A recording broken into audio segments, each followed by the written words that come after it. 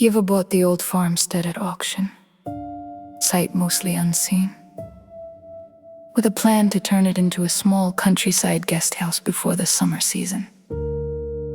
Nobody in her family had ever lived there.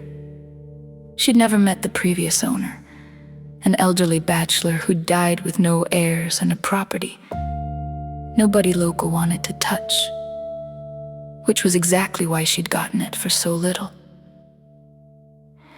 She noticed the rooster in her first week, a black one, sleek, out of place among her own brown hens, roosting somewhere in the attic rafters instead of the coop she'd built.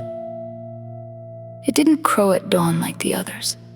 It didn't seem to eat the feed she scattered. And every morning, without fail, she found one extra egg in the basket beyond what her own hens could account for.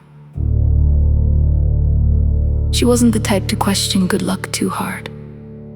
The renovation money was tight, and eggs sold well at the Saturday market.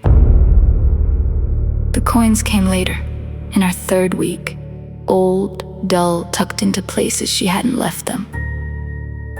One in the flour tin, two more wedged behind a loose floorboard she'd only just pried up herself. She told herself she'd simply forgotten finding them, that the stress of the renovation was making her sloppy with memory. She kept the coins. She kept selling the eggs. It was the busy week before her first guests arrived that she started slipping. Too much painting, too much scrubbing, not enough time to bother with the little ritual she'd fallen into without quite naming it. Cracking 2 eggs into the skillet each evening and leaving the finished omelet out on the back step before bed. She'd started it almost as a joke to herself, a superstition. The kind of thing you do because it cost nothing, and the eggs kept coming. That week, she simply forgot. 3 nights running. On the 4th morning, she found her newly painted guest room scorched black along one whole wall, the fire clearly starting from nothing. No candle, no wiring fault, the electrician could later explain. Just a clean, blackened arc across fresh plaster, like something had dragged a burning hand along it. She stood in the doorway a long time, looking at the black rooster perched calmly on the windowsill, watching her back. She didn't call anyone.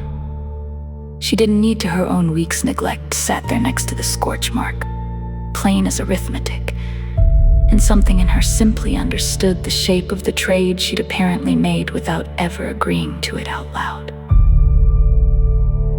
That evening, she cooked the omelet properly again. 2 eggs, a little butter, set out on the step before the light went.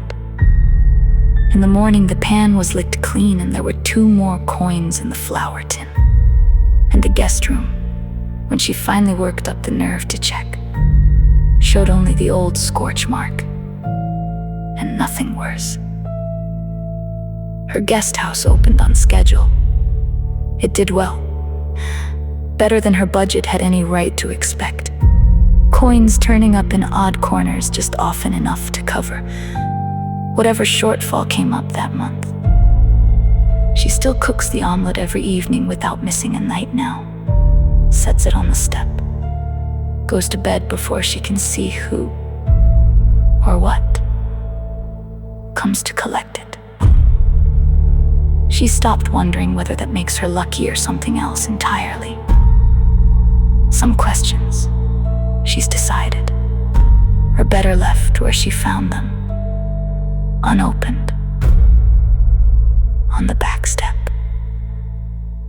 in the dark.